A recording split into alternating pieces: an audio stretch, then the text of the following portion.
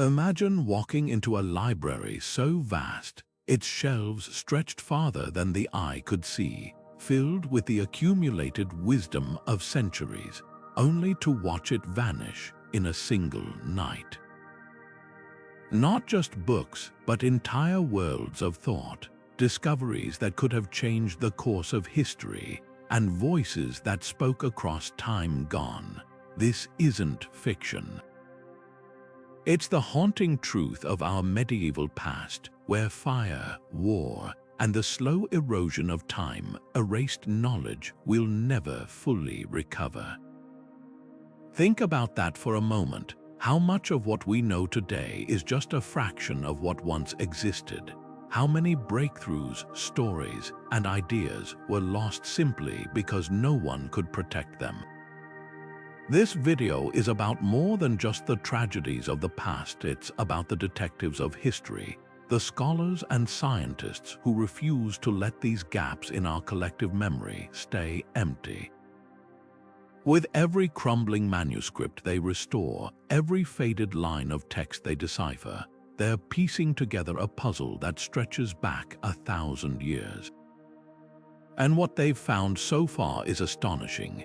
From the ashes of the Great Library of Alexandria to the hidden corners of monastic scriptoriums, from the brilliant minds of the Islamic Golden Age to the fragile pages that survived against all odds, each fragment tells a story of resilience. These weren't just books, they were maps to forgotten ways of thinking, bridges between cultures, and answers to questions we're only now learning to ask again. Why does this matter to you? Because history isn't just about the past, it's about who we are. Every time a text is lost, a piece of our shared human story disappears. But here's the hopeful part. We're living in an age where technology and determination are bringing these lost treasures back to light. Imagine holding a manuscript that hasn't been read in centuries, or decoding a language that was silent for generations. That's the adventure we're embarking on today. Together, we'll uncover how fire and war tried to erase entire timelines of knowledge, and how, against all odds, we're reclaiming them. This is a journey into the shadows, but what we'll find there might just change how you see the world. Let's begin. Picture this, a towering complex in ancient Alexandria, its halls lined with over 500,000 scrolls, each one a thread in the vast tapestry of human thought. The Great Library wasn't just a building, it was the beating heart of the ancient world's intellectual life, a place where scholars from every corner of the Mediterranean came to study, debate, and push the boundaries of what was known. Think of it as the internet of its time, a centralized hub where geometry, astronomy, medicine, and literature converged. But unlike the digital age, where copies of knowledge exist in countless places, the library's treasures were often one of a kind. When flames engulfed its collections, entire schools of thought vanished in the smoke. The irony is that we don't even know for sure how it burned. Was it Julius Caesar's troops accidentally setting fire to the harbor in 48 BCE? The Roman Emperor Aurelian's siege centuries later, or the Caliph Omar's alleged decree in the 7th century to burn books that contradicted the Quran? The mystery itself is telling. History often obscures the very moments where it's most vulnerable. What we do know is that the library's destruction wasn't just about losing books.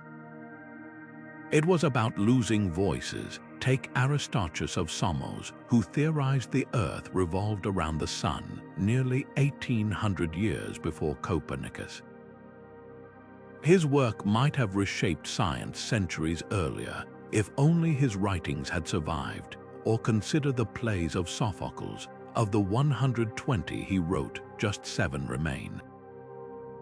The rest likely reduced to ashes. Yet, traces of the library's legacy persist in surprising ways. Scholars today play a kind of intellectual archaeology, piecing together its contents from footnotes in surviving texts. Imagine a medieval monk copying a Greek medical treatise, unknowingly preserving a fragment of a lost work from Alexandria, or an Arab scholar translating Aristotle's metaphysics, saving it from oblivion. These scattered references form a patchwork of what once was, revealing how knowledge ricocheted across cultures even when its original home was gone. The library's true lesson isn't just about loss, it's about resilience. Every time a researcher deciphers a palimpsest or stitches together quotes from long-dead commentators, they're defying the fire that tried to silence those voices forever. What makes Alexandria's story so haunting isn't just the scale of the loss, but the potential of what was erased.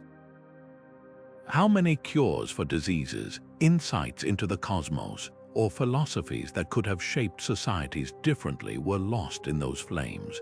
The library's ghost lingers in every blank space in our historical record, a reminder that knowledge is never truly safe. It must be fought for, preserved, and passed on. And that's why, centuries later, we still whisper its name with a mix of awe and sorrow. Deep in the quiet halls of medieval monasteries, a quiet revolution was taking place, one that would shape the future of human knowledge. While wars raged outside and kingdoms rose and fell, monks bent over wooden desks, their quills scratching against parchment in dim candlelight. These scriptoriums were far more than just copying rooms. They were the last lifelines for centuries of wisdom hanging by a thread. Think about what it took to preserve a single book in those days. No printing presses, no digital backups, just the painstaking labor of human hands, letter by letter, page by page. A single Bible could take a scribe an entire year to complete, and yet they did it, not just for sacred texts, but for the works of ancient philosophers, scientists, and poets whose ideas might have otherwise slipped into oblivion. Take the case of Boethius' Consolation of Philosophy, written in a prison cell as its author awaited execution. Without monastic scribes, this profound meditation on suffering and fate, a book that would comfort thinkers for 1,000 years, might have vanished forever. Or Virgil's Aeneid, the epic poem that defined Roman identity. Monks didn't just copy these works, they safeguarded them through invasions, plagues, and the slow decay of time. Some even added their own notes in the margins, creating a conversation across centuries. Imagine a 12th century monk puzzling over a passage from Aristotle, scribbling his thoughts beside the original text. Those annotations are like time capsules, giving us glimpses into how medieval minds wrestled with ancient ideas, but preservation was never guaranteed. Even the most diligent monks couldn't stop Viking raiders from torching libraries, or prevent fragile parchment from crumbling in damp cloisters. Some texts were scraped clean to make room for new works, palimpsests where faint traces of erased words still linger beneath the surface, like ghosts of lost knowledge. Others fell victim to simple neglect, abandoned in chests until mold and insects reduced them to dust. And yet, against all odds, enough survived. The very fact that we can read Cicero's speeches or Galen's medical treatises today is a testament to those anonymous scribes who saw their work not just as a duty, but as a sacred calling. What's truly remarkable is how these scriptoriums became hubs of innovation, not just preservation. Monks didn't merely transcribe, they translated, adapting Greek and Roman texts into Latin and later into vernacular languages like Old English or Old French. In doing so, they built bridges between cultures and eras. A scientific idea from Alexandria might pass through an Arabic translation in Cordoba, then a Latin version in a French monastery, and finally emerge in the local dialect of an English village. This chain of transmission, fragile as it was, kept the flame of knowledge alive. Yet for every book saved, countless others were lost. We know this because of the gaps, references to works that no longer exist, cited by authors whose own writings survived only by chance. It's like finding a single piece of a shattered mosaic and realizing how much more magnificent the whole picture must have been. That's the bittersweet legacy of the scriptoriums. They saved what they could, but their very success reminds us of all that slipped through their fingers. Still, their quiet dedication laid the foundation for everything that followed. Without those monks hunched over their desks, their fingers stained with ink, the Renaissance might never have had its rediscovery of antiquity, because there would have been nothing left to rediscover. At a time when much of Europe was fractured by war and cultural stagnation, the cities of the Islamic world buzzed with intellectual energy. Picture Baghdad's House of Wisdom, a library and academy so vast it employed armies of translators, scribes, and scholars working in harmony across languages and disciplines. Here, Greek texts by Plato and Aristotle met Persian treatises on astronomy and Indian breakthroughs in mathematics, all meticulously translated into Arabic, then expanded with original commentary. This wasn't just preservation, it was reinvention. Take Al-Khwarizmi, whose name gave us the word algorithm. His work on algebra didn't just translate Greek math, it revolutionized it, introducing systems so foundational they're still taught in classrooms today. Or Avicenna, whose medical encyclopedia became Europe's standard textbook for 600 years, blending Hippocrates' theories with groundbreaking observations on contagion and anatomy. The scale of this intellectual exchange was staggering. In Cordoba, the caliph's library held over 400,000 volumes at a time when the largest European monasteries might boast a few hundred. Scholars debated optics, engineered sophisticated water clocks, and mapped the stars with precision that wouldn't be matched for centuries. What's often forgotten is how multicultural these hubs were. Jewish physicians, Christian translators, and Persian astronomers all contributing under the banner of shared curiosity. The Zij al-Sindhind, an astronomical handbook blending Indian and Ptolemaic knowledge, wasn't an exception, it was the norm. This was globalization long before the term existed, with ideas traveling along Silk Roads and trade routes like precious cargo. Yet fragility shadowed this brilliance. The Mongol sack of Baghdad in 1258 wasn't just a military defeat, it was an intellectual catastrophe. Contemporary accounts describe the Tigris running black with ink from countless manuscripts tossed into its waters, and red with the blood of scholars slaughtered in their libraries. Similar fates befell centers in Samarkand and later Granada, where centuries of accumulated knowledge vanished in smoke. But here's the remarkable twist: much had already escaped.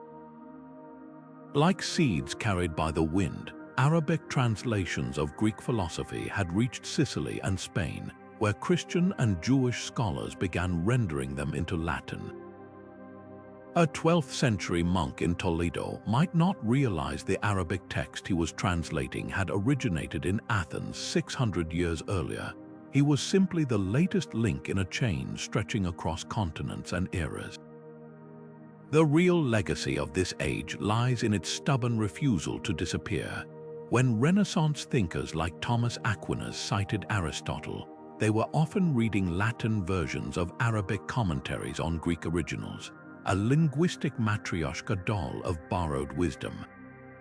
Even the numerals we use today, from grocery receipts to rocket science, are Arabic adaptations of Indian digits that entered Europe through these very channels.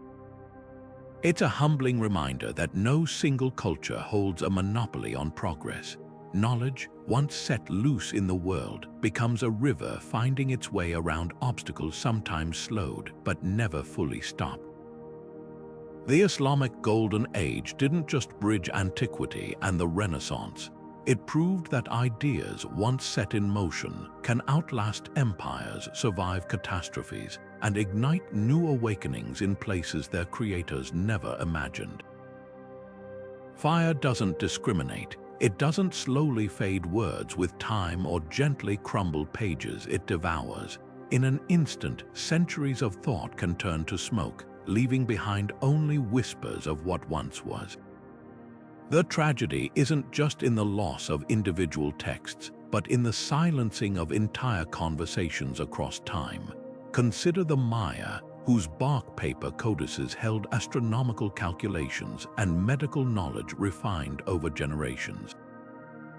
When Spanish missionaries burned them in the 16th century, they weren't just destroying books, they were erasing a civilization's way of understanding the world. Only 4 Mayan codices survived, leaving modern scholars to piece together their sophisticated calendars and rituals from scattered carvings and murals. Medieval Europe faced its own fiery reckoning. Monasteries, those fortresses of knowledge, were often built of wood and lit by candles, a dangerous combination. The Abbey of Cluny, once home to one of the richest libraries of the Middle Ages, lost thousands of volumes in a single blaze in the 12th century. But not all fires were accidents. During the 100 Years' War, armies torched libraries as a deliberate tactic, knowing that burning a city's archives was as effective as burning its walls.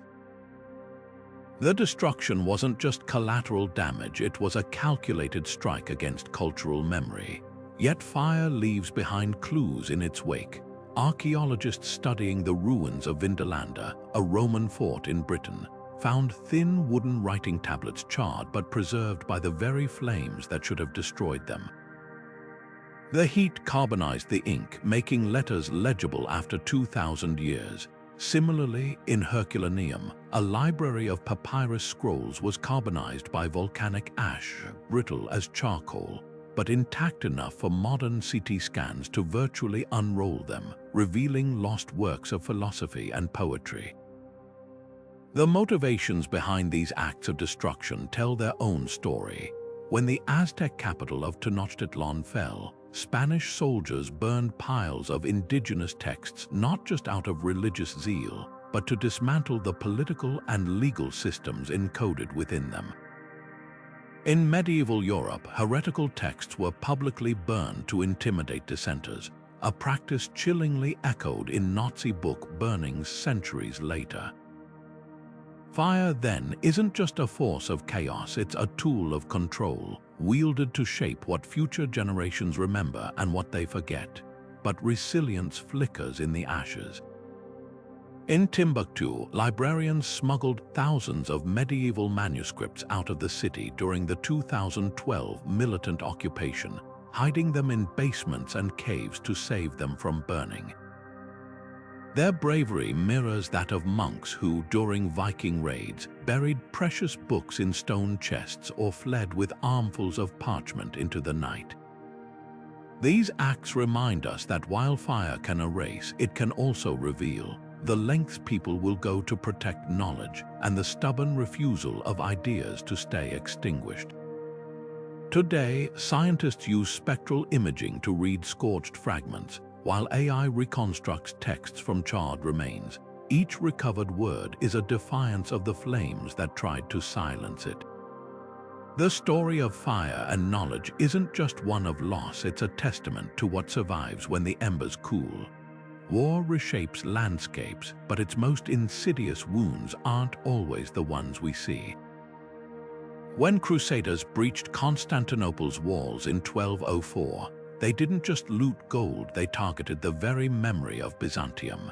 The Imperial Library, a millennium's worth of Greek and Roman knowledge painstakingly preserved by Byzantine scholars, went up in flames. Legal codes, scientific treatises, philosophical dialogues, all reduced to ashes in an act that wasn't mere collateral damage, but calculated annihilation. This pattern repeated across centuries. During the 30 Years' War, Swedish troops systematically ransacked German libraries, tossing irreplaceable manuscripts onto bonfires alongside village haystacks. What drives conquerors to burn books? The answer lies in understanding knowledge as power. Medieval Irish clans knew this well. When they destroyed each other's monastic schools, they weren't just burning parchment. They were erasing genealogies that proved land ownership, medical knowledge that sustained communities, and religious texts that defined cultural identity. Without these records, a people could be stripped of their history as effectively as if they'd never existed. The Mongols took this strategy to horrifying extremes when they razed Baghdad's libraries in 1258. By dumping books into the Tigris until the river ran black, they weren't just displaying dominance, they were rewriting reality itself, ensuring future generations would only remember the victor's version of events. Yet traces survive in unexpected places. After the Fourth Crusade sacked Constantinople, Venetian merchants smuggled stolen Greek manuscripts to Italy, where they later fueled the Renaissance. Jewish refugees fleeing the Spanish Inquisition carried medical texts in hidden compartments of their clothing, preserving Arabic science in Ottoman lands. Modern scholars now follow these scattered breadcrumbs, comparing marginal notes in surviving manuscripts to reconstruct lost works. A 12th century Armenian chronicle might quote a Byzantine text that no longer exists, while a Persian geographer's offhand reference could reveal the contents of a burned Alexandrian scroll. The irony is profound. Wars meant to divide cultures often created strange new connections through these acts of survival.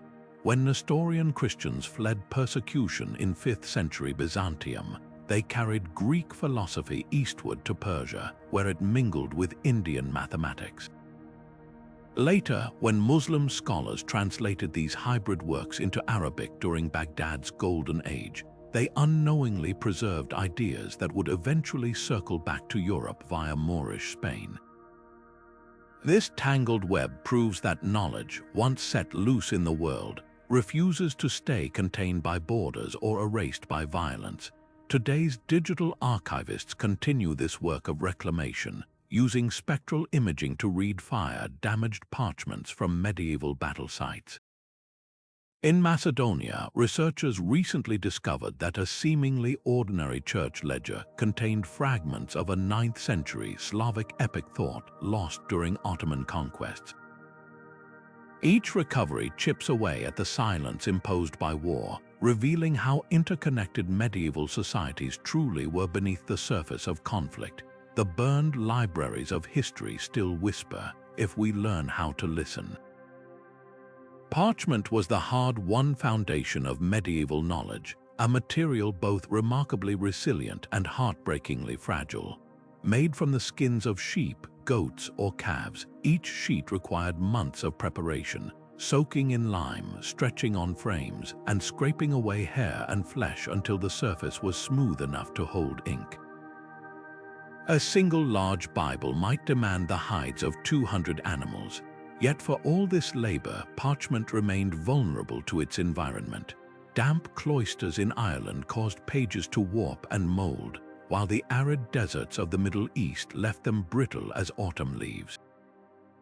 Insects feasted on the collagen-rich material, leaving lace-like patterns of holes in their wake. Even the oils from a scribe's fingertips, repeated over centuries of handling, could darken margins until text disappeared into stained shadows. The ink told its own story of impermanence. Medieval recipes varied wildly. Some blended oak galls with iron salts for a deep black that bit into the parchment, while others used carbon soot suspended in gum arabic, prone to flaking off like dried mud. The most corrosive inks, meant to bond permanently with the page, often ate through the parchment over time, leaving ghostly brown letters etched into voids. In Worcester Cathedral's library, pages from the 12th century show where ink has literally burned through the membrane, leaving words legible only from the reverse side where the acid hasn't yet consumed them. Other manuscripts bear the marks of well-intentioned preservation efforts. 19th century restorers who traced faded letters with modern ink, inadvertently obscuring the original strokes beneath their heavy-handed strokes. Yet these fragile materials sometimes betrayed their own destruction. When Viking raiders torched a monastery, the intense heat could parch and shrink parchment, ironically preserving it like pottery in a kiln.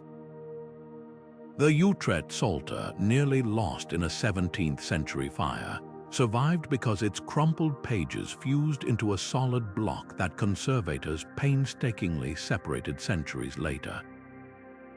Even the practice of scraping away texts to reuse parchment, creating palimpsests, often left traces of the original writing detectable under ultraviolet light.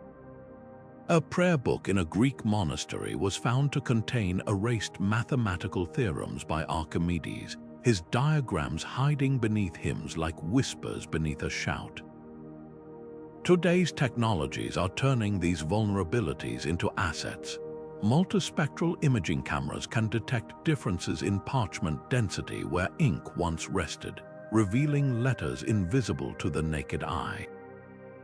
At the Bodleian Library, researchers recently recovered a lost Greek medical text by Galen from a recycled parchment, its words overwritten with Syrian hymns in the 9th century, but still lingering in the skin's molecular structure. Meanwhile, X-ray fluorescent scanners map the elemental composition of inks, distinguishing original text from later additions based on trace metals like zinc or copper.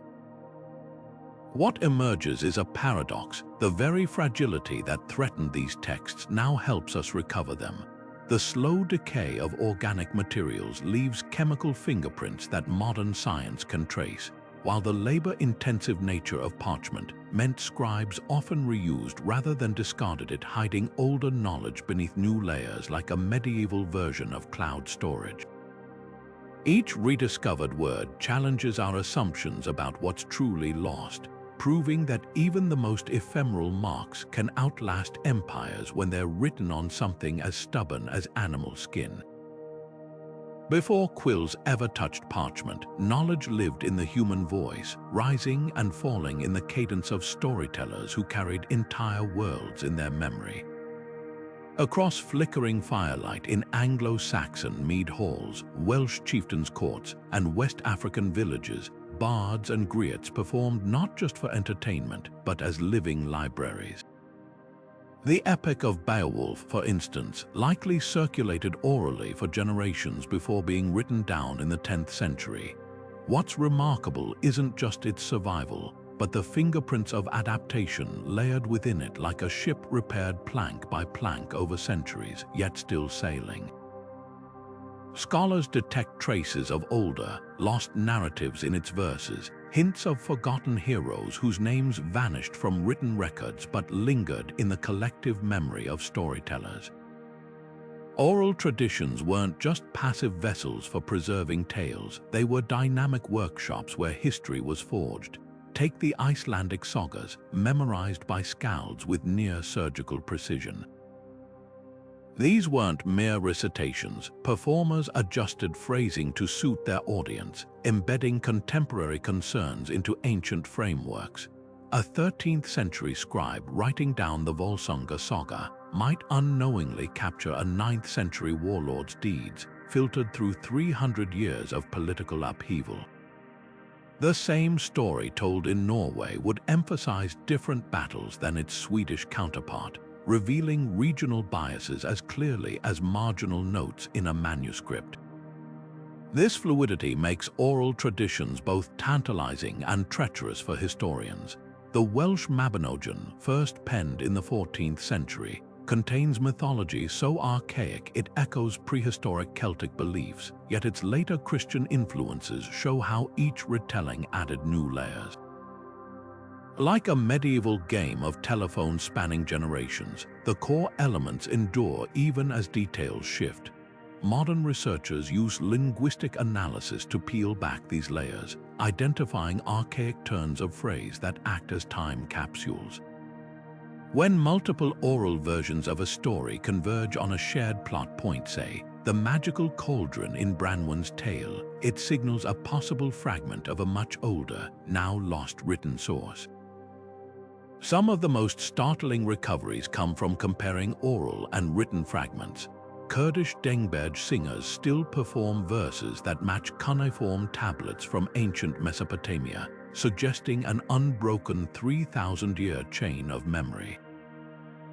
In Ethiopia, where the Kebra Nagast was transmitted orally before being transcribed, scholars found passages mirroring phrases from Egyptian Coptic texts burned during 7th century invasions. These echoes hint at entire literary traditions that once existed in writing but now survive only in ephemeral performances. Yet oral traditions guarded more than stories, they preserved practical knowledge too. Finnish rune singers encoded farming calendars in their lyrics, while West African griots memorized genealogies so precise they resolved land disputes centuries later. In Ireland, Brehon laws passed down verbally for generations were eventually written down, revealing legal concepts that predated Roman influence. The very act of performance became a mnemonic device. Alliteration, rhyme, and meter turned complex information into unforgettable rhythms. What's often overlooked is how these oral networks functioned as early warning systems against cultural erasure. When Viking raids threatened monastic scriptoriums, Irish Fili poets safeguarded history in verse, ensuring that even if books burned, the lineage of kings and the boundaries of territories endured in song. Similarly, when the Mali Empire's libraries crumbled, griots preserved the chronicles of Mansa Musa's gold-laden pilgrimage to Mecca, details later confirmed by Arab historians. Orality wasn't the absence of writing, it was a parallel system of preservation, one that could bend where parchment would break. Today, digital recordings and linguistic software allow us to analyze these traditions with unprecedented precision. Spectral analysis of a bard's vocal cadence might reveal where they unconsciously emphasized archaic words, while AI compares global folktales to reconstruct lost proto-stories. Each discovery underscores the same truth: knowledge is tenacious. Whether etched in ink or carried on the breath of a storyteller, it finds ways to outlast fire, war, and time itself. The voices we hear in these living traditions aren't just echoes, they're conversations across centuries, waiting for us to lean closer and listen. There's something electrifying about the moment a researcher's fingertips brush against a manuscript thought lost to time, like uncovering a message in a bottle sealed for centuries. Take the Archimedes palimpsest, a humble-looking prayer book from the 12th century that turned out to be a literary matryoshka doll. Beneath its pious surface, faint traces of Archimedes' genius lurked. His groundbreaking treatise The Method, erased centuries earlier to make room for the liturgy. For nearly 1,000 years, no one suspected that the scribe's careful strokes had overwritten one of antiquity's greatest mathematical minds. It wasn't until 2008, when multispectral imaging peeled back the layers, that his diagrams on infinity and geometry resurfaced, rewriting the history of science. These discoveries aren't just academic victories, they're detective stories. In 2019, a librarian in Naples stumbled upon a mislabeled fragment in a university archive. What seemed like an ordinary medieval music sheet turned out to contain long-lost verses by Sappho, the ancient Greek poet whose work was so admired that Plato called her the 10th muse. Only one of her poems survives intact today. The rest exist as fragments like scattered puzzle pieces. This new scrap, no larger than a credit card, held lines so vivid they made headlines worldwide. "You burn me," a whisper of desire preserved on damaged papyrus, surviving wars, fires, and 2,000 years of neglect. The hiding places of these texts read like something from a thriller. A 15th century manuscript of Chaucer's Canterbury Tales was found lining the inside of a Spanish saddle. A cache of Hebrew medical texts smuggled out of Nazi-occupied Europe turned up in a Latvian chicken coop.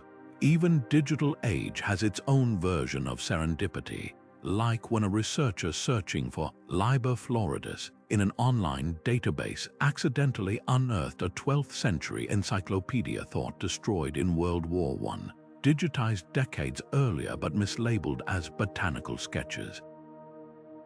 What's fascinating isn't just the texts themselves, but the why behind their survival.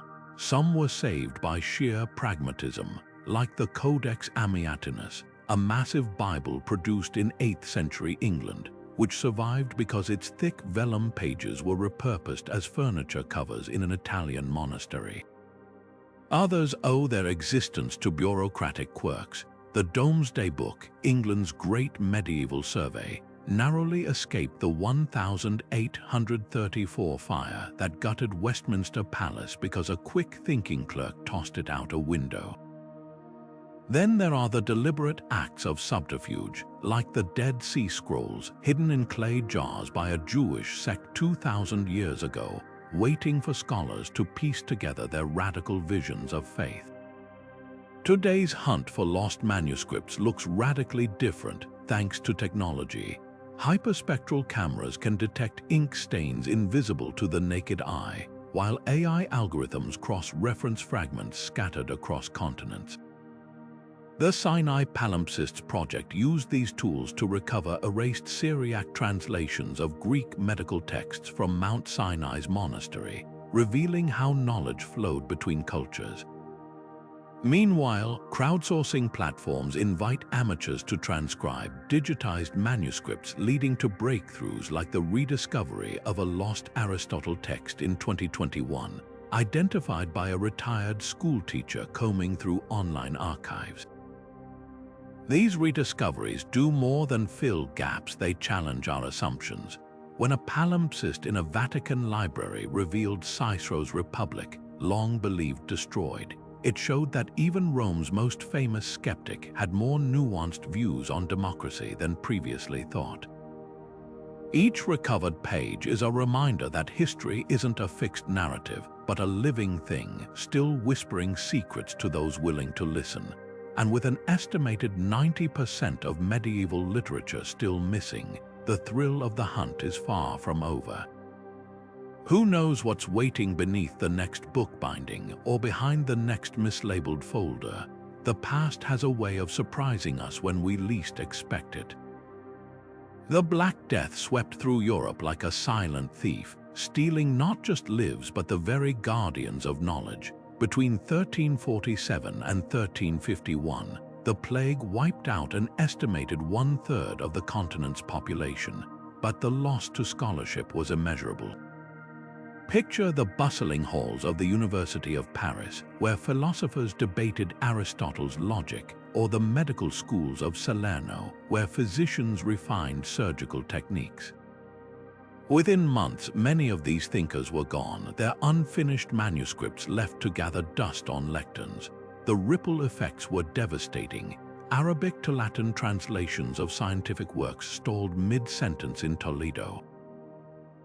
In Florence, the poet Boccaccio watched his mentor Petrarch lament the deaths of their intellectual circle, writing that the light of wisdom has been extinguished. Medicine suffered most catastrophically. Practical healers, those who understood herbal remedies or setting bones, perished alongside their patients, taking generations of trial and error knowledge to the grave. Manuscripts on plague treatments were often burned in panic, fueling a vicious cycle. When the pandemic receded, Europe faced a paradoxical crisis. Surviving medical texts described diseases no one could recognize, while the living had no record of the plague's symptoms or containment methods. This explains why later outbreaks saw physicians relying on bizarre, untested cures like powdered emeralds or vinegar-soaked masks, desperate guesses in the absence of inherited wisdom. Yet from this intellectual wasteland emerged unexpected innovations. The sudden shortage of scribes and Latin scholars forced universities to relax their language requirements, allowing lectures in vernacular French, English, and Italian. This democratization of knowledge laid groundwork for the Renaissance. At Montpellier's medical school, survivors pooled fragmentary notes into new compendiums, inadvertently creating Europe's first standardized anatomy textbooks. The plague also accelerated the shift from monastic scriptoriums to secular workshops, as cities hired scribes to repopulate their decimated archives. Perhaps most profound was the psychological shift. Faced with mortality on an unimaginable scale, survivors began questioning old authorities. Theologians who had dismissed Arabic astronomy now pored over translated star charts, seeking divine patterns in the pandemic's timing. Artists like Holbein captured death's randomness in Dante's macabre frescoes, blending medical realism with moral allegory. Even the humble parish priest, no longer able to rely on Latin liturgy, started keeping records in the local tongue births, deaths, and weather patterns that would later prove invaluable to climate historians. The Black Death's greatest lesson lies in this duality. For every burned manuscript, there was a survivor scribbling notes in the margins of a prayer book. For every lost surgical technique, a new experiment with sanitation measures emerged. The plague didn't just erase knowledge, it forced humanity to reinvent how knowledge was gathered, shared, and preserved. When the dust settled, the intellectual landscape had changed forever, proving that even the darkest voids can give birth to new stars.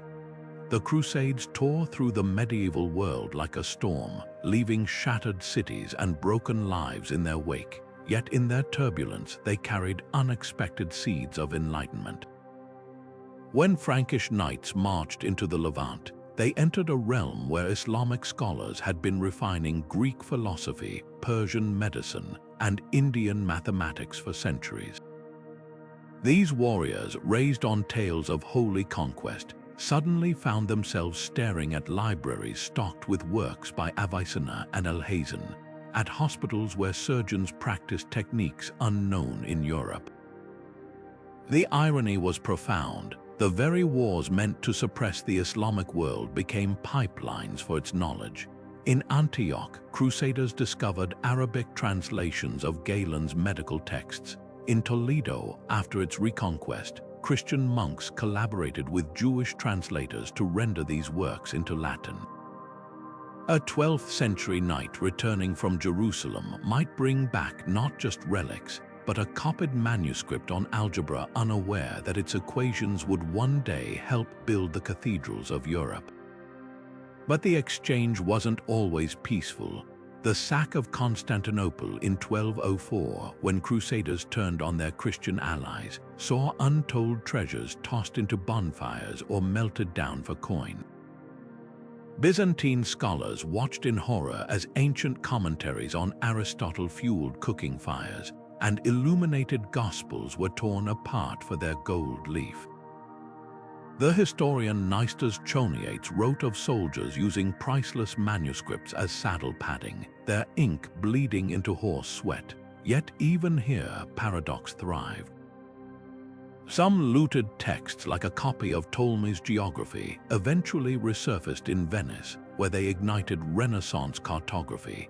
The same violence that erased knowledge in one place could scatter its fragments to fertile ground elsewhere. The true legacy of these clashes lies in their contradictions. While Crusader castles rose atop ruined mosques in Syria, Italian merchants in Acre were quietly trading with Egyptian scholars, smuggling books alongside spices. In Sicily, the Norman king Roger II employed Arab astronomers to refine star charts, even as papal armies preached holy war against their kin. This cultural friction produced remarkable hybrids, the Toledo Tables, blending Arabic and Latin astronomy, or the Circa Instans, a medical compendium merging monastic herb lore with Islamic pharmacology. Modern research reveals how deeply these exchanges ran. When archaeologists analyzed ink pigments in 13th century French manuscripts, they found traces of lapis lazuli, a pigment traded from Afghanistan via Crusader-held ports. Linguistic detectives trace the word algorithm to Crusader-era Latin translations of Al-Khwarizmi's name, while Zenith and Nadir entered European tongues from Arabic star manuals. Even the humble chessboard carried back by knights became a medieval metaphor for strategy and fate, yet for every text saved, countless others vanished. The Great Library of Tripoli, said to hold over 3 million volumes, burned during the Seventh Crusade. Its smoke, one chronicler claimed, darkened the sky for days. In Jerusalem, Crusaders melted down Islamic scientific instruments for their metal, erasing advances in timekeeping and navigation.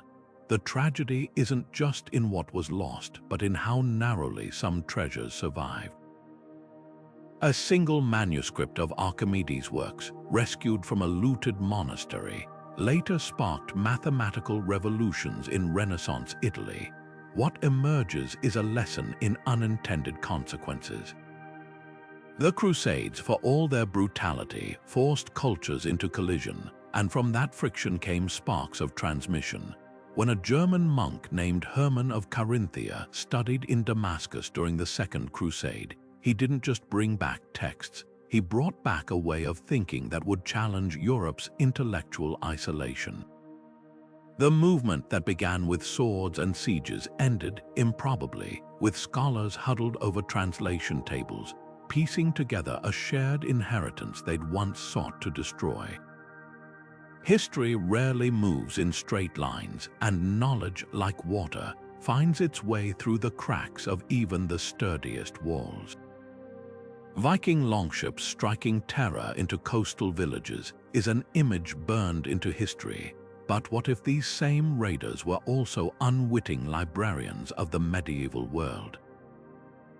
The sack of Lindisfarne in 793 marked the start of an era where monasteries trembled at the sight of dragon-prowed ships, their scriptoriums stripped of jeweled gospels and precious relics.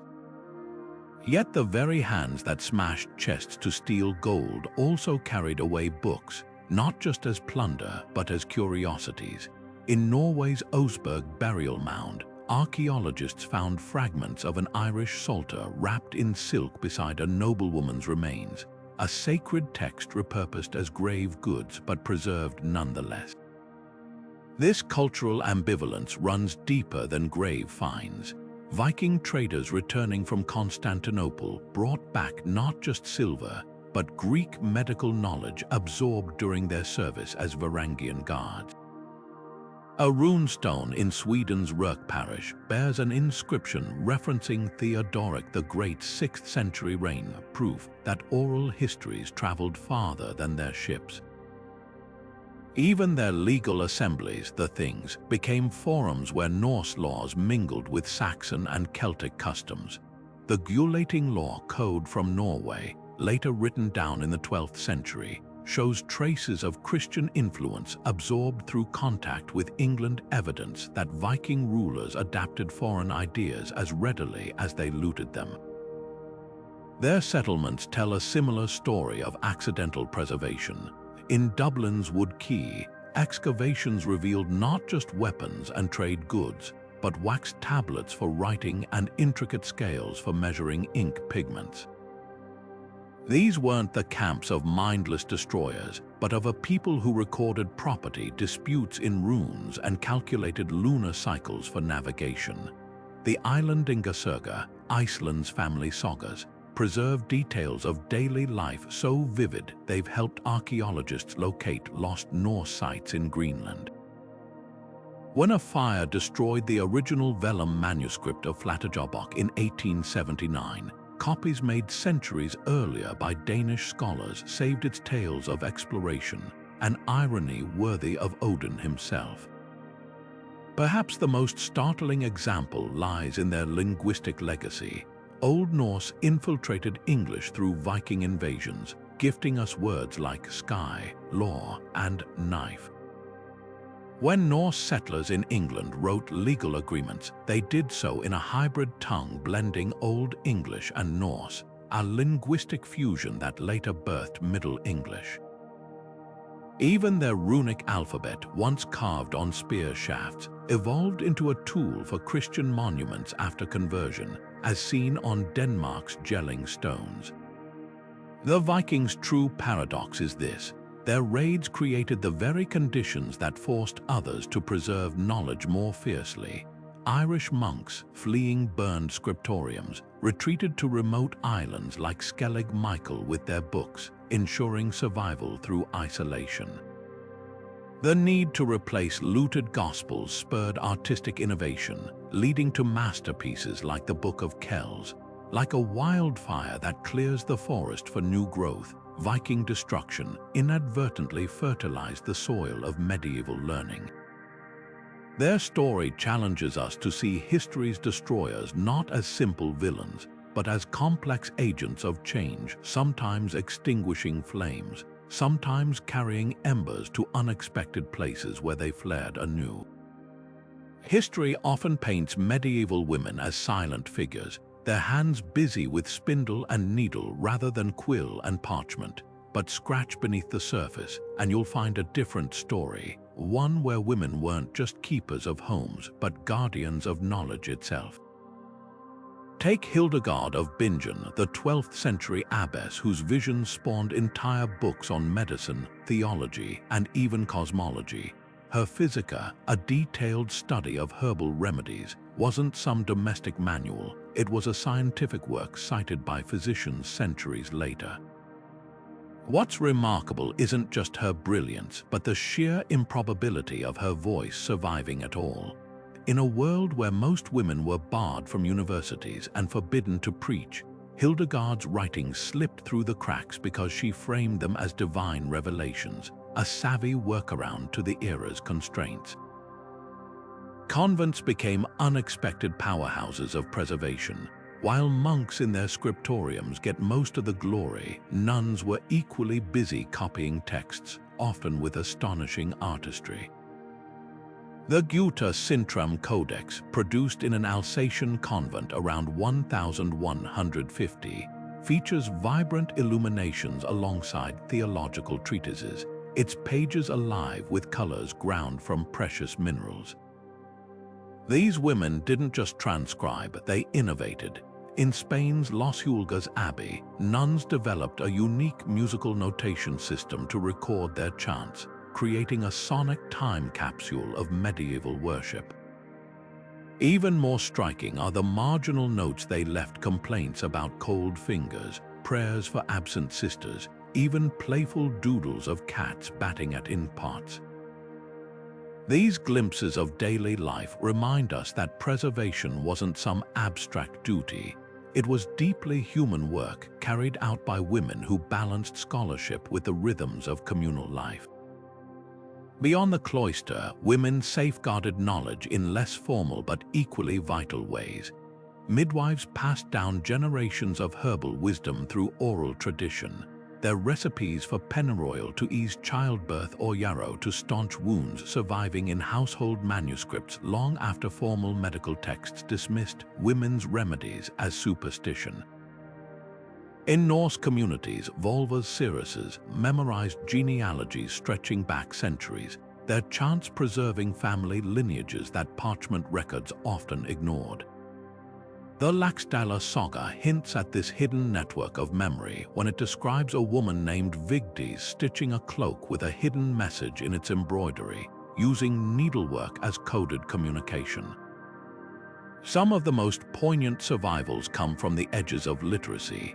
The Rosa Gallica manuscript, a 15th century French herbal now in Vienna's National Library, contains remedies in a mix of Latin and the vernacular, the telltale signature of a woman compiling notes from both learned physicians and local healers.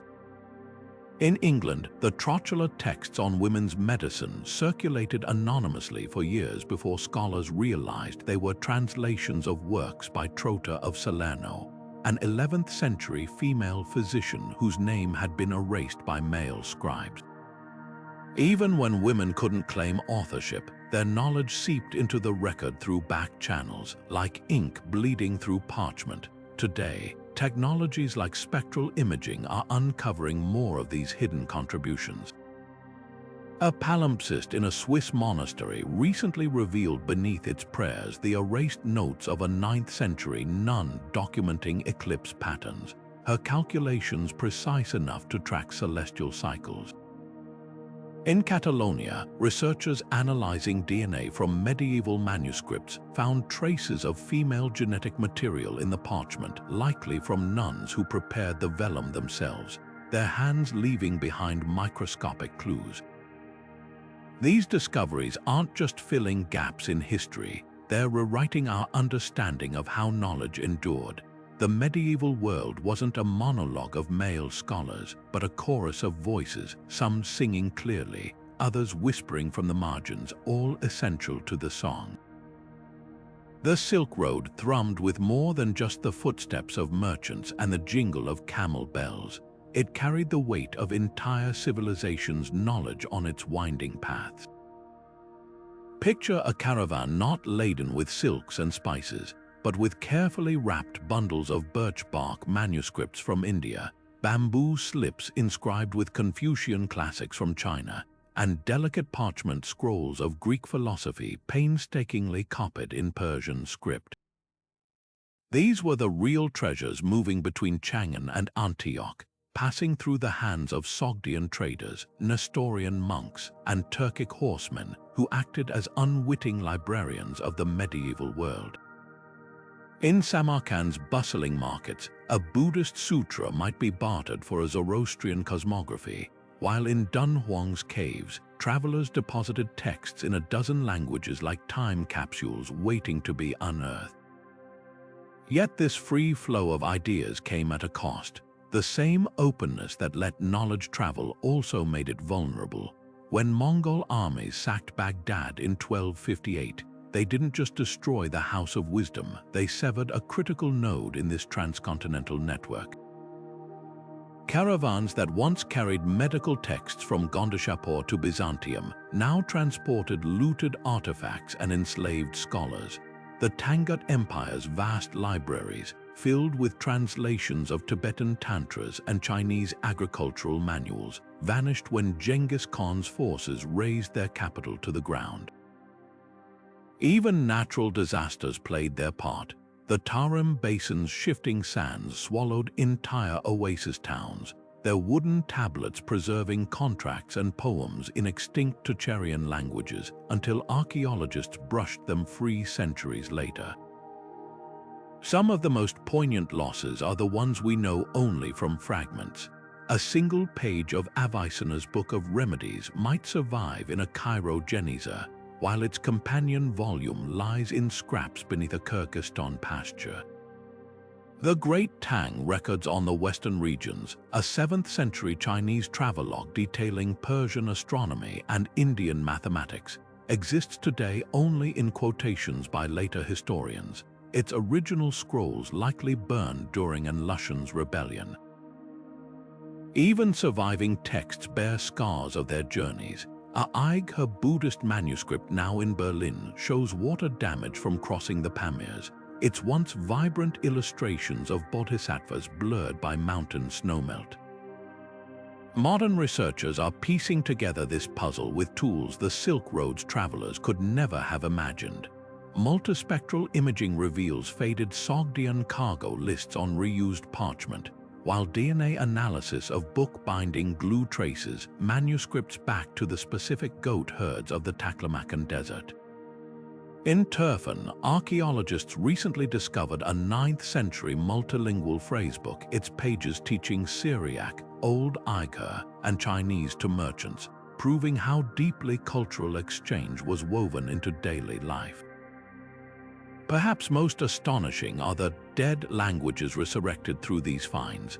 Khotanese, a once thriving Iranian tongue, was known only from a few coins until manuscripts surfaced in Dunhuang's sealed cave library, revealing Buddhist poems and medical charms that echoed from the Himalayas to the Caspian Sea. What emerges is a portrait of loss and resilience as intricate as a Kashmiri shawl. The Silk Road didn't just transport knowledge, it transformed it. A Persian astrolabe design might surface in a Song dynasty star map with modifications for Chinese latitude, while Indian numerology blended with Arabic algebra in the markets of Merv. Even destruction couldn't erase everything. When Timur's armies burned Damascus libraries in 1400, Syrian scholars had already carried crucial texts to India, where they'd later influence Mughal observatories. The road's true legacy isn't just in what vanished, but in how fragments scattered like seeds waiting for the right moment to sprout anew in unexpected places. In the sun-baked hills of 13th century Languedoc, a quiet revolution of thought was unfolding, one that would be met with fire and sword. The Cathars, a Christian sect branded as heretics by the church, believed in a world starkly divided between spirit and matter, rejecting material wealth and even the church's sacraments. Their teachings, spread through handwritten books and passionate sermons, posed such a threat to medieval orthodoxy that Pope Innocent III launched the Albigensian Crusade in 1208, not just to conquer land but to obliterate an idea. When Catholic troops stormed the Cathar stronghold of Montségur, they didn't just execute its defenders, they built bonfires of their manuscripts, ensuring that the only record of Cathar beliefs would come from the pens of their enemies. What makes this erasure so chilling is its precision. Unlike the chaotic destruction of war or accidental fires, this was a systematic campaign to rewrite history. Inquisitors like Bernard Gouy meticulously documented their interrogations of Cathar believers, but the actual texts of the Cathars, their gospels, hymns, and theological debates were reduced to ash. Today, scholars rely on hostile accounts like the Song of the Albigensian Crusade, where Cathars are painted as devil worshippers, or trial records where their words are filtered through the biases of their prosecutors. It's like trying to reconstruct a shattered mosaic using only the grout. The shape of the missing pieces is visible, but the colors and patterns are lost forever. The few glimpses we have suggest a world radically different from medieval Catholicism. Cathars revered a text called the Book of the Two Principles, which described a cosmic struggle between light and darkness, with human souls trapped in material bodies, a belief echoing ancient Gnostic ideas. Women played prominent roles as spiritual leaders, a rarity in a church that barred them from priesthood. Their rituals, like the Consolamentum, offered a direct path to salvation without clerical mediation. These fragments, gleaned from accusations of heresy, hint at a vibrant intellectual tradition that might have reshaped Christianity had it survived. This raises a haunting question: how many other, dangerous ideas have been scrubbed from the record? The suppression of Cathar knowledge wasn't unique. Across medieval Europe, Waldensian Bibles, Hussite tracts, and Jewish mystical writings faced similar fates. Even Orthodox texts weren't safe. When Pope Gregory Roman IX condemned the Talmud in 1242, cartloads of Jewish books were burned in Paris, erasing centuries of rabbinic commentary. The pattern repeats throughout history: the Spanish destruction of Mayan codices, the Soviet erasure of dissident literature, the Taliban's bombing of Buddhist statues. Each act of censorship doesn't just remove ideas, it narrows the spectrum of human thought for generations to come. Yet traces persist in unexpected ways. In Occitan folk songs, scholars detect echoes of Cathar dualism, passed down orally long after the last perfecti were executed. A single surviving Cathar ritual, hidden inside a French noblewoman's prayer book, was discovered in the Vatican archives in 1986. Its delicate script nearly faded to invisibility.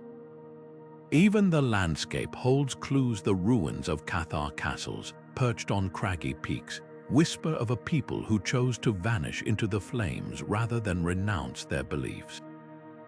The tragedy of the Cathars isn't just about what was lost, it's about who gets to decide what's remembered. When one group controls the narrative, history becomes a mirror reflecting only their version of truth. Yet as archaeologists sift through the ashes of Montségur and linguists decode the Occitan language of its defenders, we're reminded that no erasure is ever total. The past leaves shadows, and sometimes, if we look at just the right angle, we can still see the outline of what was meant to be forgotten. Humidity could be as deadly to medieval manuscripts as any invading army. In the damp cloisters of Ireland and Scotland, monks fought a silent battle against mold creeping across their precious vellum pages. The 9th century Book of Kells, now carefully climate-controlled in Dublin's Trinity College, still bears scars from this war, faint blooms of foxing where moisture seeped into its pigment centuries ago. Contrast this with the deserts of Egypt, where the dry air preserved Coptic Gospels in buried jars for over 1,000 years, only for their parchment to crumble like autumn leaves when modern archaeologists lifted them into more humid air. Climate didn't just influence where texts survived, it dictated what kinds of knowledge endured. Medical manuscripts from rainy regions often lack crucial herbal illustrations because the moisture caused inks to bleed, while desert-preserved math treatises retain precise geometric diagrams drawn with iron-rich inks that bonded permanently to the parchment. Temperature extremes posed their own threats. In Scandinavian winters, ink froze on scribes' quills, creating brittle strokes that flaked off when pages were handled. The 12th century Uppsala Bible shows these stress marks, its letters fragmenting like cracked ice where polar winds seeped through monastery walls. Meanwhile, in Saharan trading posts like Timbuktu, heat accelerated the chemical breakdown of organic inks, leaving once bold Arabic calligraphy faded to ghostly impressions. Some scribes adapted creatively. Ethiopian monks mixed their inks with honey as a natural humectant, keeping pages flexible in the highland climate, while Persian illuminators used mineral-based pigments that resisted fading even in blistering sun. Modern conservators face these age-old challenges with cutting-edge tools. In Venice's Marciana Library, specialists combat acqua alta floods with hermetically sealed cases that maintain stable microclimates around 15th century atlases. The British Library's Parchment project uses atomic force microscopy to study how collagen fibers degrade under humidity, developing treatments that reinforce parchment at the molecular level. One breakthrough came from an unexpected source. Studying Mongolian yak hide tents revealed how traditional fat-based treatments could waterproof parchment without darkening its surface. The climate's cruelest irony lies in its unpredictability. The very conditions that destroyed some texts preserved others, like the Vindolanda tablets, Roman-era wooden writing surfaces found near Hadrian's Wall. Had they been stored in Mediterranean dryness, they'd have disintegrated millennia ago. Instead, Britain's wet soil created an oxygen-free environment that kept the wood supple and the ink legible for 2,000 years. Similarly, Icelandic volcanic ash buried and preserved medieval sagas that would have rotted in open air, while the same eruptions carbonized and saved Byzantine documents in Constantinople's underground cisterns. These lessons are reshaping how we protect surviving manuscripts today. The Vatican's digitization team now records each page's exact weight and thickness before scanning, creating a climate fingerprint to guide future storage.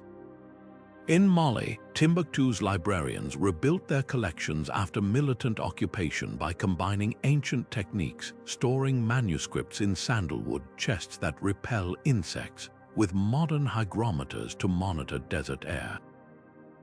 As climate change accelerates, these efforts grow more urgent. Rising global humidity threatens to reactivate dormant mold spores in even the most carefully curated archives, while increasing temperature swings stress already fragile parchment. What emerges is a paradox: the environments that once destroyed knowledge now hold clues to saving it. By studying how medieval inks interacted with alpine chill or Saharan heat, scientists are developing new preservation materials. A team at MIT recently created a nanocoating inspired by the waxy leaves of desert plants, capable of shielding manuscripts from both moisture and UV radiation. Meanwhile, historians pore over monastic weather records originally kept to predict harvests, to trace how medieval climate shifts affected ink chemistry and parchment quality. The past's vulnerabilities are becoming the future's playbook, proving that even nature's relentless assault on human memory can be met with ingenuity.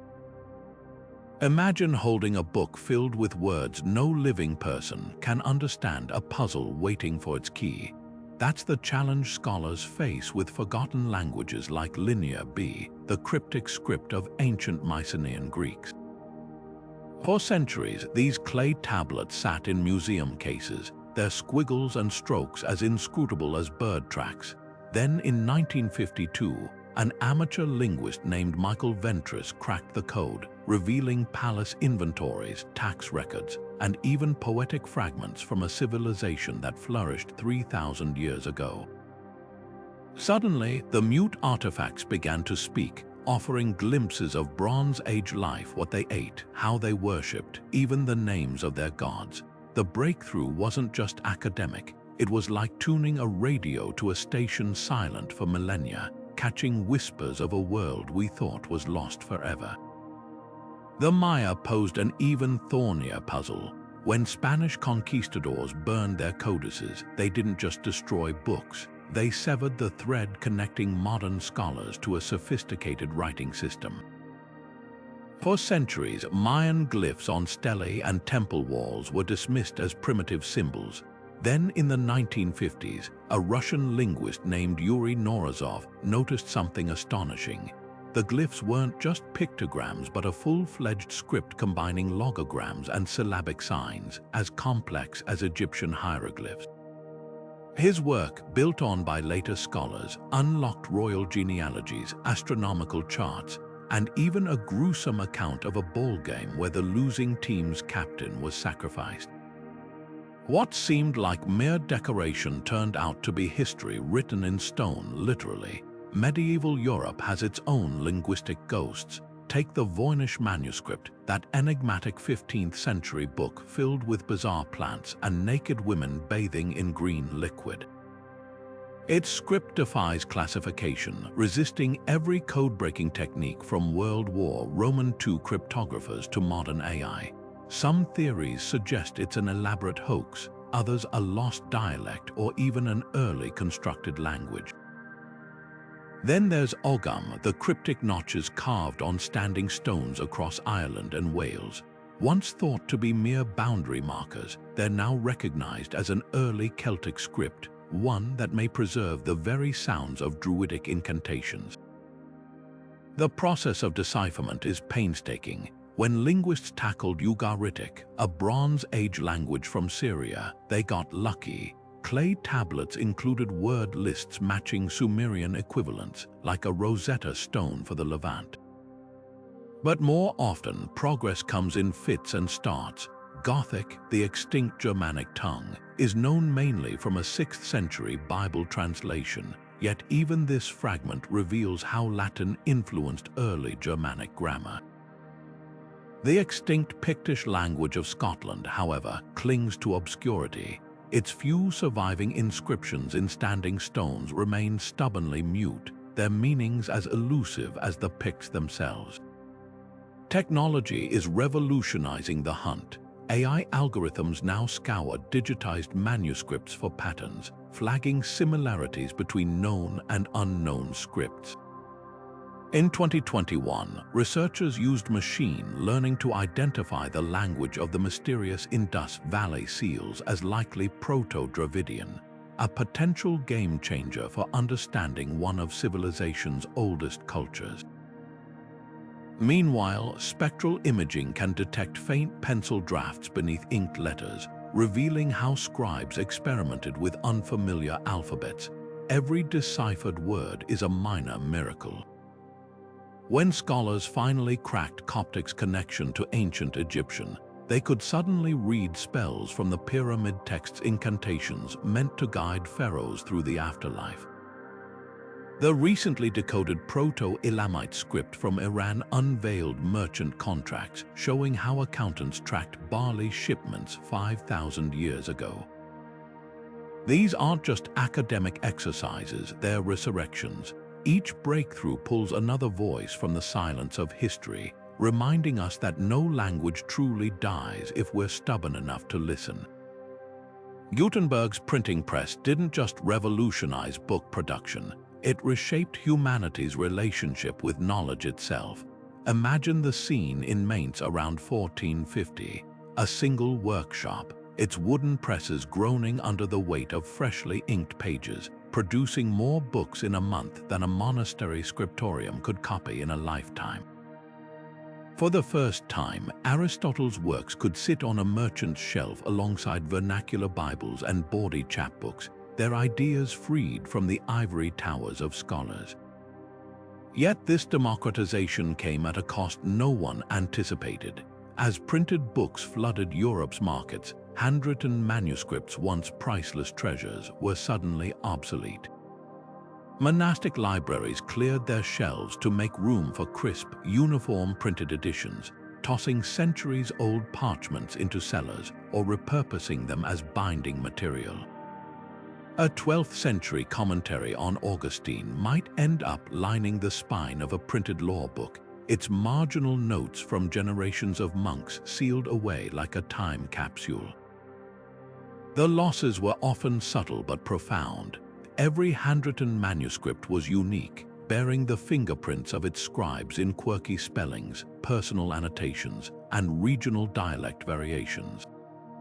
When these were replaced by standardized print runs, an entire dimension of linguistic history vanished. Take Chaucer's Canterbury Tales. Surviving manuscripts show how scribes adapted his Middle English to local tastes, with Kentish copies smoothing out London idioms. The printed versions erased these nuances, freezing the text in a single, authorized form. Worse, some works survived only in error-ridden early prints. Pliny the Elder's Natural History, a cornerstone of medieval science, reached the Renaissance through a single flawed Italian edition that garbled plant names and measurements, sending botanists on wild goose chases for fictional herbs. Printing also altered how knowledge was organized. Manuscripts often bundled unrelated texts together. A saint's life might share parchment with medical recipes and property deeds, reflecting the organic way knowledge circulated. Printed books, with their fixed pages and tables of contents, imposed rigid categories that didn't always fit medieval mindsets. A 14th-century herbalist's handwritten notebook might link moon phases to plant harvesting, but the printed version would excise these superstitions, divorcing folk wisdom from formal botany. Even the physicality of reading changed. Manuscripts invited tactile engagement. Readers added doodles, pressed flowers between pages, or scribbled rebuttals in margins. The printed book's uniformity discouraged such intimacy, turning knowledge into something to be consumed rather than conversed with. Yet for all these casualties, the press also performed miracles of preservation. When Constantinople fell to the Ottomans in 1453, Greek refugees brought manuscripts to Venice just as printing took off.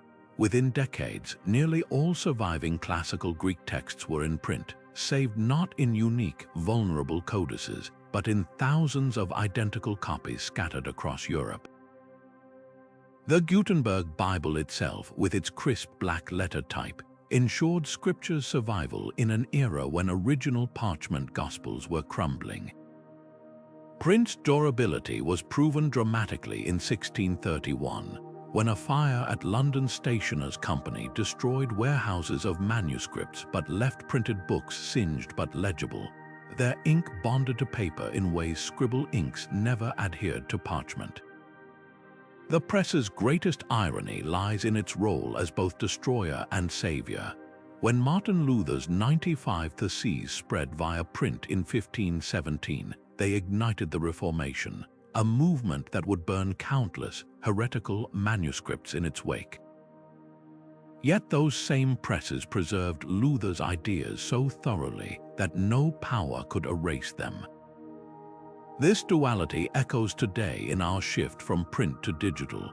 We've gained instant access to millennia of texts, but how much is being lost as algorithms prioritize popular works over obscure ones? The lesson of Gutenberg's revolution isn't just about technology. It's about the messy, unpredictable trade-offs that accompany every leap in how we preserve thought. For every illuminated manuscript sacrificed to the age of print, 100 forgotten texts were rescued from oblivion, their words set free to shape futures their authors could never have imagined. Digital reconstruction is breathing new life into texts once deemed lost forever, turning what seemed like irreparable damage into a treasure trove of rediscovery. Take the Herculaneum papyri scrolls carbonized by the eruption of Mount Vesuvius in 79 CE. For centuries, they sat as blackened lumps, too fragile to unroll without crumbling. Then along came X-ray phase contrast tomography, a space-age imaging technique that peers inside the scrolls without touching them. By detecting subtle differences in how ink and papyrus absorb X-rays, researchers have begun deciphering Epicurean philosophy texts that haven't been read in 2,000 years. One recently revealed passage discusses the nature of pleasure, its Greek letters emerging like ghosts from the ashes, proving that even Vesuvius' fury couldn't fully erase these voices. But it's not just volcanic destruction that's yielding to modern tech. In Jerusalem, archaeologists are using multispectral imaging to recover texts from the burned remains of a 6th century synagogue. The fire that ravaged the building should have obliterated every trace of ink, yet advanced cameras can detect minute traces of iron and copper in the charred fragments, reconstructing Hebrew prayers and legal documents thought lost to the flames. Similarly, in Oxford's Bodleian Library, researchers are applying machine learning to reconstruct palimpsest's medieval manuscripts where scribes scraped away older texts to reuse the parchment. By training AI to recognize letter shapes from thousands of known examples, they've recovered erased works by Archimedes and even a previously unknown commentary on Aristotle's logic. The real game changer, though, is how these technologies are democratizing access to the past. The Villa of the Papyri project has made high-resolution scans of Herculaneum scrolls available online, inviting global crowdsourcing to help decipher them. A computer scientist in Tokyo might spot a Greek word fragment that a classics professor in Chicago pieces together with another segment from Berlin. This collaborative approach mirrors the medieval networks of scribes and translators who once kept knowledge alive, but at a scale they could never have imagined. Even amateurs are contributing, like the programmer who developed an algorithm to reconstruct broken cuneiform tablets by matching fracture patterns, a digital jigsaw puzzle spanning millennia. Yet the most exciting frontier lies in AI's ability to predict the missing pieces of damaged texts. Projects like Pythia, named after the Oracle of Delphi, use neural networks trained on millions of lines of ancient Greek to suggest probable word sequences in fragmented inscriptions. When tested on known texts with artificial gaps, it filled in missing words with 80% accuracy, raising the tantalizing possibility of reconstructing lost plays by Sophocles or Sappho from just a handful of surviving lines.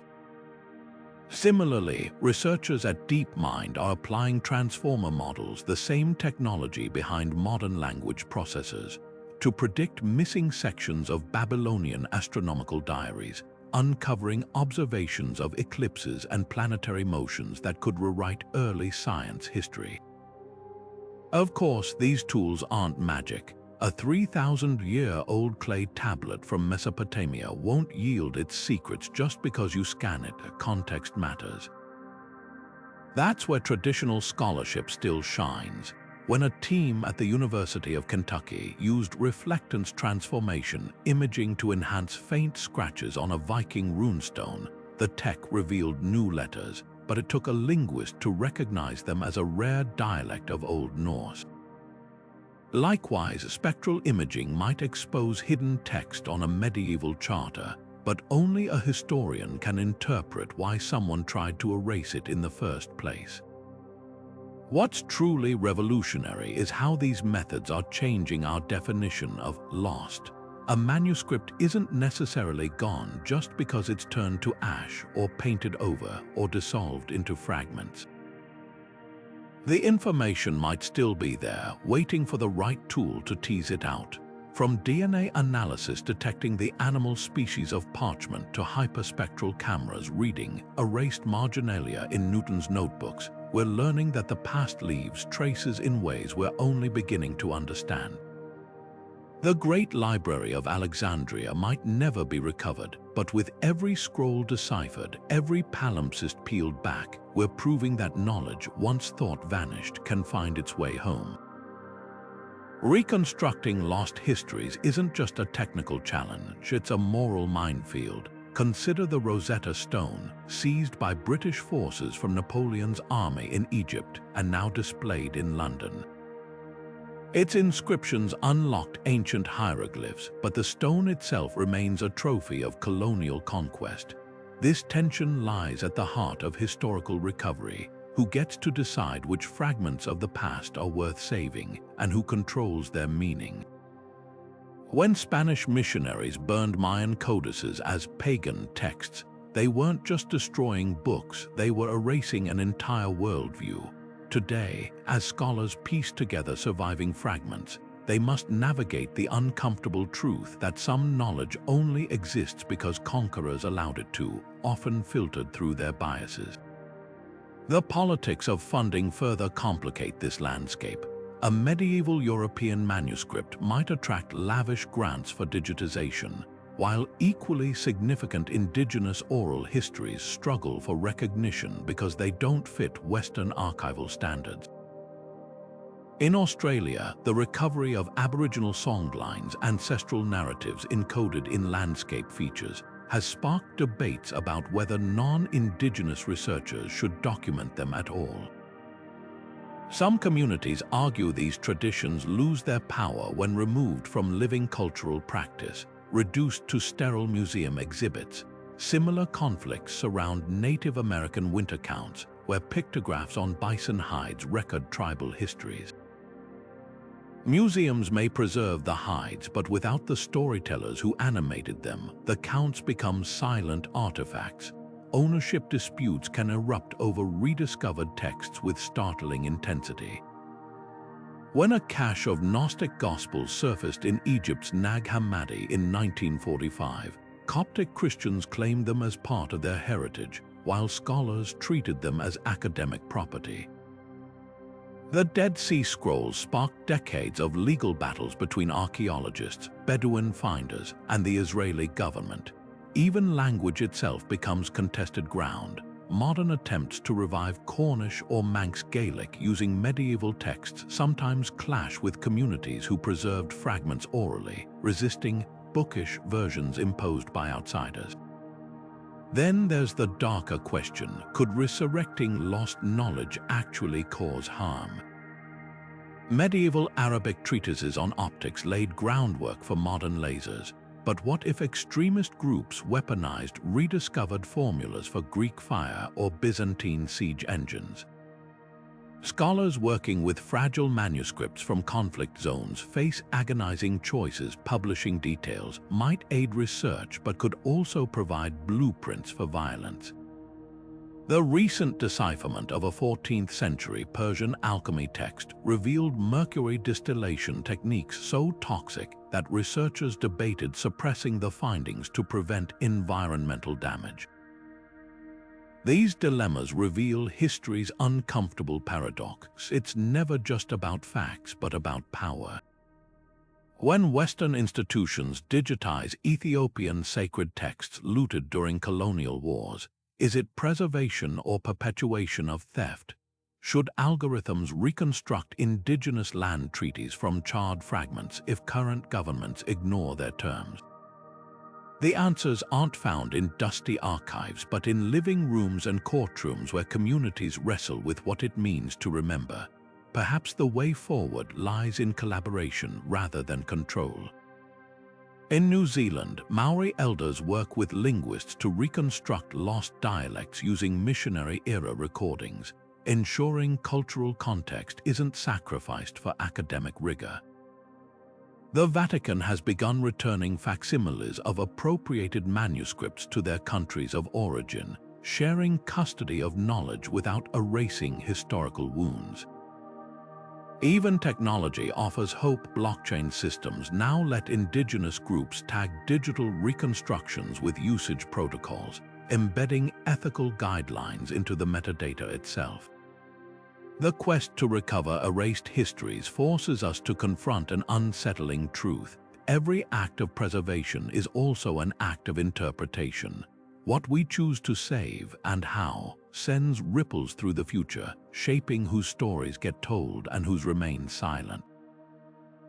In stitching together the fragments of the past, we're not just rebuilding what was lost, we're deciding what kind of truth matters. Medieval maps were never just about getting from one place to another. They were sprawling canvases of human imagination, where geography tangled with legend and power. Take the Hereford Mappa Mundi, a colossal 13th century parchment stretching over 5 feet wide. At first glance, it looks like a whimsical collage. Jerusalem sits at the center, while the edges teem with fantastical creatures like the Blemii, headless men with faces on their chests. But this wasn't mere decoration. Every element held meaning. The Garden of Eden, tucked near the top, wasn't just a biblical reference. It anchored the medieval Christian worldview, framing earthly geography as a stage for divine history. Rivers flowed like veins from this spiritual heartland, connecting real cities like Rome to mythical sites such as the Gates of Alexander, where the legendary ruler supposedly walled off apocalyptic tribes. These weren't errors of ignorance, but deliberate choices blending faith, politics, and emerging science. The Lost Book of Roger, crafted by the Arab geographer Al-Idrisi for Sicily's Norman king in the 12th century, represents an even greater tragedy. Unlike European Mappi Mundi, Al-Idrisi's work fused Ptolemaic precision with first-hand accounts from Muslim traders and Jewish travelers. His maps showed the Nile's source in the mountains of the modern Rwanda, and accurately placed Scandinavia's coastline, knowledge Europeans wouldn't rediscover for centuries. When the original silver planisphere and its accompanying text vanished, likely during the sack of Palermo in the 16th century, it wasn't just a map that disappeared. It was an entire bridge between Islamic and European cartography, a testament to how interconnected medieval scholarship truly was. Surviving fragments, though, shatter stubborn myths. The Vinland map, controversial but revealing, hints that Norse sagas about North America weren't just fables. Portolan charts, used by Mediterranean sailors, depict coastlines with eerie accuracy, their compass roses and room lines proving medieval navigators understood spherical geometry long before Columbus.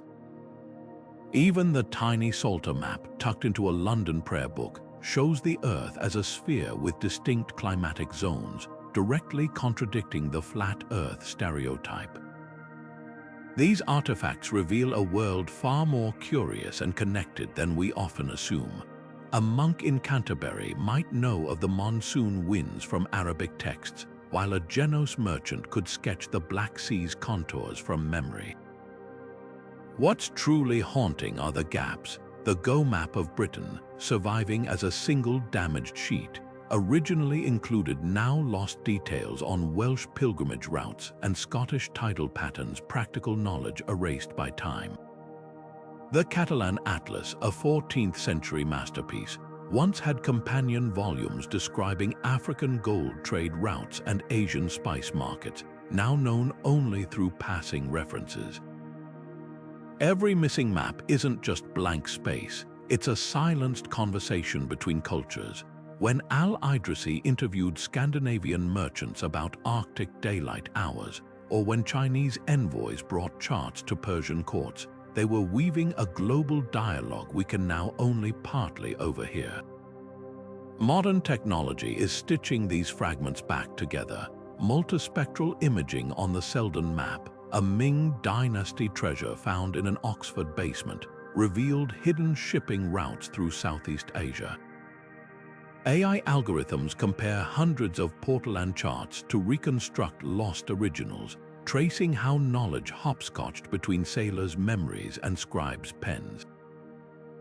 Each discovery peels back another layer, showing us a medieval world that was neither wholly fantastical nor wholly factual, but vibrantly, messily alive with the struggle to understand itself.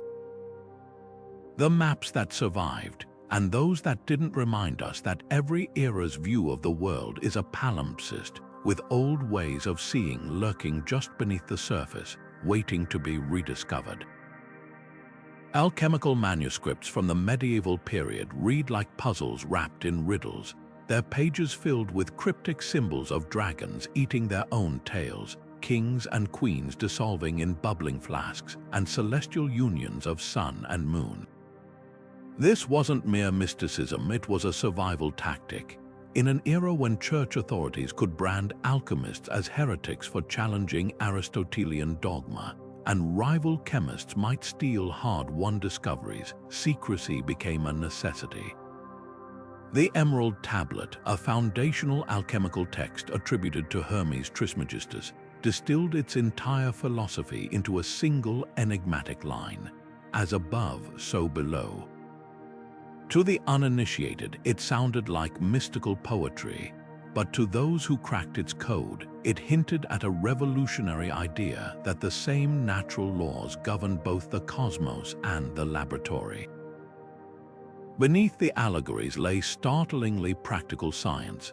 The Buch der Heiligen Dreifaltigkeit, a 15th century German alchemical manuscript, describes a process for dissolving gold in aqua regia, a mixture of nitric and hydrochloric acids. Its author cloaked the recipe in religious imagery. The marriage of the sun and moon referred to gold and silver alloying, but the chemical precision was undeniable. Similarly, the Ripley scrolls, illustrated with fantastical beasts and alchemical weddings, contained step-by-step guides for producing mineral acids essential for metal purification. These weren't just proto-chemists, they were pioneers documenting reactions that would later form the basis of modern industrial processes. Medicine, too, benefited from alchemy's shadowy experiments. The Theatrum Chemicum, a sprawling 16th century collection, included formulas for mercurial ointments that, despite their toxicity, showed early antimicrobial properties. Persian alchemists like Jabir ibn Hayyan devised distillation apparatuses still used in essential oil production today, while European texts described techniques for isolating alcohol as a solvent, a breakthrough for tinctures and remedies. Even their failures advanced knowledge. Recipes for universal solvents that could dissolve all matter led to the discovery of powerful acids, while attempts to transmute metals revealed the immutable nature of elements centuries before Dalton's atomic theory. The destruction of these works was as deliberate as their obfuscation.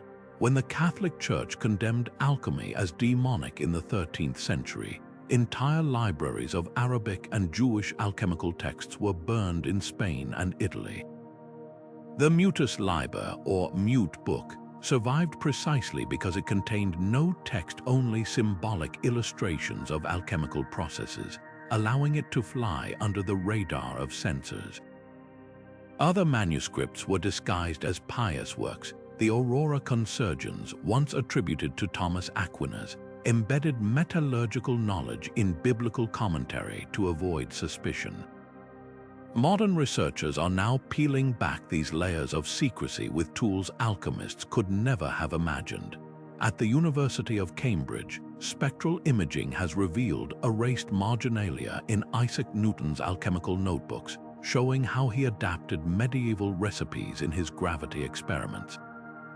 In Italy, linguists have decoded the Voynich manuscript's alchemical section by matching its odd glyphs to known cipher systems from Habsburg courts.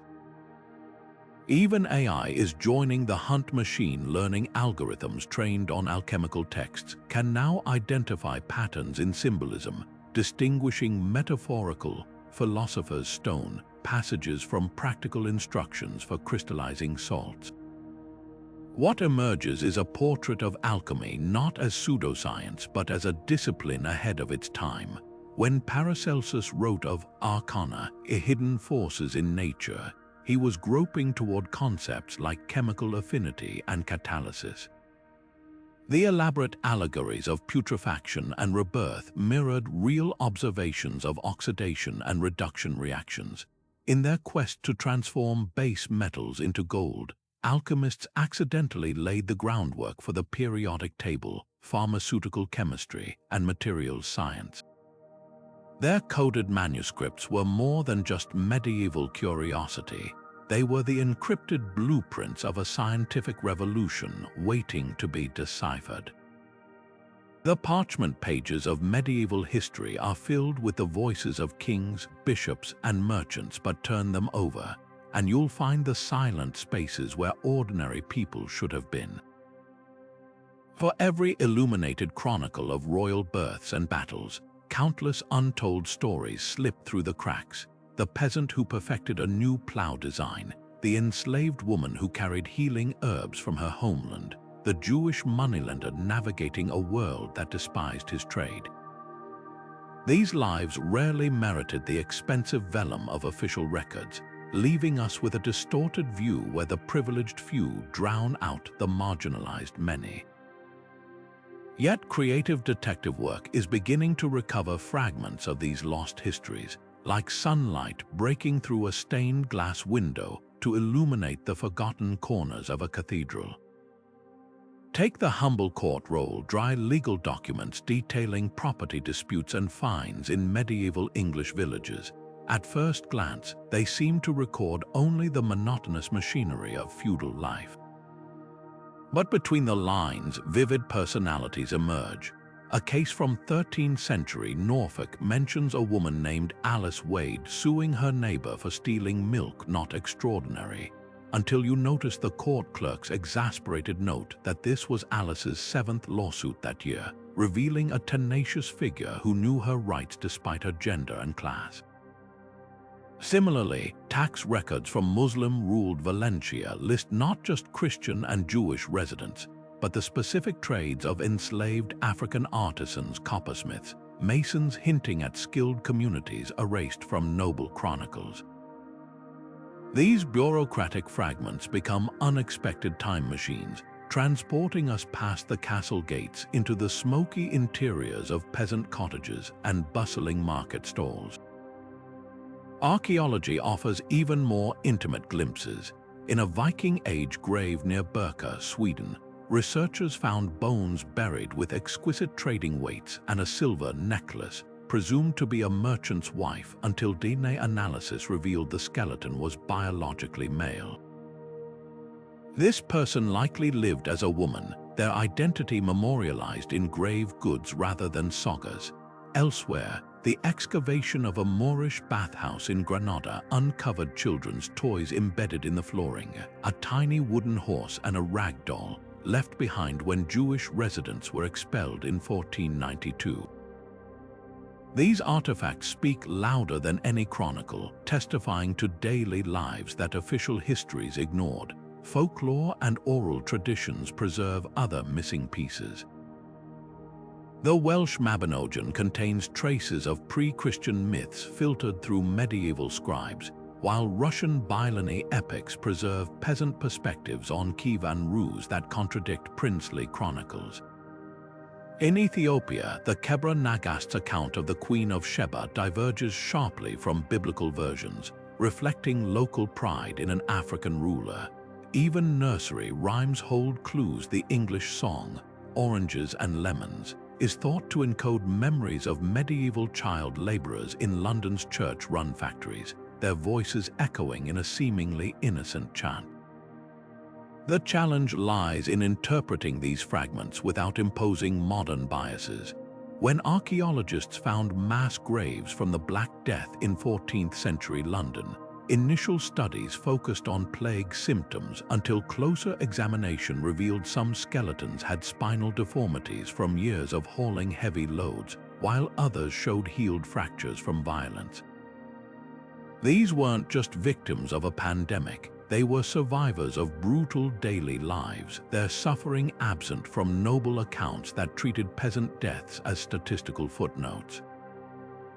Similarly, analysis of pottery shards in Andalusian farmsteads shows Moorish peasants continuing hallowed dietary practices generations after Christian conquests, a quiet resistance never mentioned in Crusader chronicles. New technologies are amplifying these whispers from the past. Stable isotope analysis of teeth can now trace a person's birthplace to within miles, revealing migration patterns invisible in documents. At the University of York, researchers scanning medieval parish registers with AI found patterns of micronaming, recurring peasant names linked to local landmarks like Dunstan of the Oak, preserving oral traditions of land tenure. Even something as simple as analyzing wear patterns on shoes from London's medieval docks can reconstruct the gait of longshoremen, hinting at physical strains never recorded in port ledgers. The most poignant absences surround enslaved people. Venetian notarial records list thousands of enslaved individuals by price and origin. Maria, Tartar female, 25 ducats, but rarely their stories. Exceptions startle. A 1430 court case in Marseille details an Ethiopian woman named Marta petitioning for freedom, her argument citing Visigothic law she'd somehow learned in captivity. In Iceland, genetic studies reveal that some founding settlers had Gaelic ancestry, likely from enslaved Irish women brought by Norse raiders, their contributions erased by sagas focused on male heroes. What emerges isn't just a more inclusive history, but a more accurate one. When we stitch together court cases, grave goods, and folk songs, we see that medieval innovation wasn't confined to monastery scriptoriums.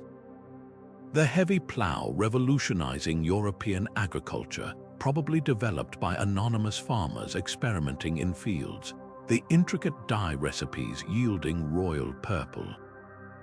Likely perfected by enslaved Syrian weavers, these weren't passive extras in the drama of history, they were its unsung protagonists, shaping the world as surely as any crowned king. Their absence from the record isn't an accident. It's a consequence of who held the pens and the power. But as scholars keep combing through trash heaps, legal margins, and oral traditions, the medieval world grows richer, messier, and far more human, one rediscovered voice at a time. The quest to piece together humanity's erased chapters isn't just about filling gaps on a timeline. It's about reclaiming voices that were meant to be silenced forever. Think of the charred scroll from Herculaneum, its words thought obliterated by volcanic fury, now whispering secrets through X-ray scans, or the Inuit elder teaching throat singing to archaeologists, preserving melodies that colonial schools tried to suppress. These aren't just academic victories, they're acts of defiance against time itself. Every palimpsest peeled back, every oral tradition recorded, every algorithm that predicts a missing word in a shattered cuneiform tablet is a strike against oblivion.